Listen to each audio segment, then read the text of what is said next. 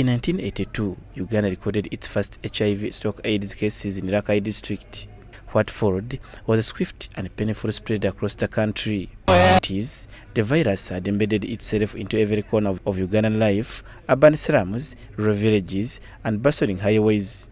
At its terrifying peak in 1992, some urban areas reported infection rates exceeding 30%. But amid the despair, Uganda became a global mode in the fight against HIV. Stand together, fight AIDS in times of joy. Borrowed education campaigns and the ABC Abstinence, Be Faithful and Condom Use strategy saw prevalence rates begin to fall from 1993 onwards. The reason? Survival wasn't just about medicine, it was about knowledge, community and hope. In the heart of this national battle, Reverend Gideon Byamugisha stood out not because he was HIV positive, but because he refused to hide it. Praise the living God, and I greet you all in the name of our Lord Jesus Christ, and bring love and greetings from my own family, my own self, and from Bishop Samuel Chapel, where we are commemorating 30 years of positive living, positive love, positive marriage, and the results from that love that has been seen in our three things we are thanking God for. In the early 1990s, he became the first African religious leader to openly declare his HIV positive status. At a time when silence was seen as a protection, his honesty was revolutionary. Number one, that we have kept the faith and achieved zero stigma. We have achieved zero transmission in the 30 years. No person in the world has our virus, me and Pamela. We have kept the faith in that way. We have made sure that we prevent transmission to our children. They were born negative after 7 years of planning it. And now also we have acquired zero non-adherence, non-treatment adherence, and therefore it means we have achieved zero AIDS-related death. By turning personal pain into a public mission, Reverend Gideon shattered the centuries-old taboos and inspired a movement rooted in compassion, not condemnation. In the midst of his journey, Gideon met Pamela, a fellow warrior, also living with HIV. Their bond defied fear and judgment. They chose faith over fear, science over suspicion, and love over isolation. By the love of God, by the compassion and solidarity of God, which has been seen through 5 distinct contexts. Number one, the love of the family. I've seen love in the family. Support us, encourage us, equip us. Number 2, the love from friends. Number 3, the love from church, right away from my bishops, our fellow clergy, the fellow Christians, people in the mission of God, the prayer warriors. That love has supported us, encouraged us within Uganda and outside of Uganda. Their union was more than a marriage.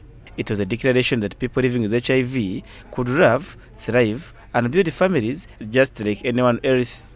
3 decades later, their record speaks for itself. Zero HIV transmission among their blood children, zero AIDS-related death in their household, zero tolerance for stigma. Seen love from the medical service providers, nursing us in 1998 when I nearly died. But also when I married Pamela, when she was positive and widowed, and I was positive and widowed, the medical service providers really gave us good knowledge and good science on how we can live in faith, in hope, and in love without reinfecting ourselves or without putting other people of God at risk, especially our own children. Their story remains a beacon for countless others, proof that HIV is not the end, but a new beginning. Together, Reverend Gideon and Pamela have inspired more than just their congregation.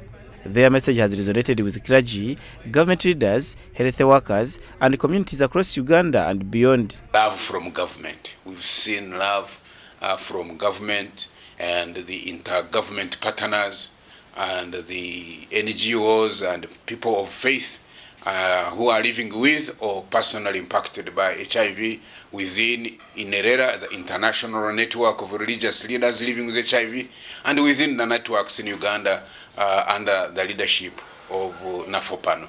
They've advocated for inclusive policies, destigmatization, and community support systems that embrace those living with HIV.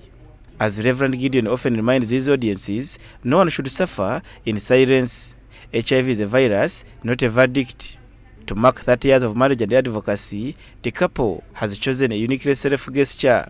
They are donating all their anniversary gifts to expand the Bishop Samuel Chapel at Ginger Road, a sanctuary of hope, learning, and healing for future generations affected by HIV. We have dedicated all our gifts for the service for the 30 years anniversary, the power. We've dedicated them to furthering the love gospel within Bishop Samuel Chapel and also within Uganda.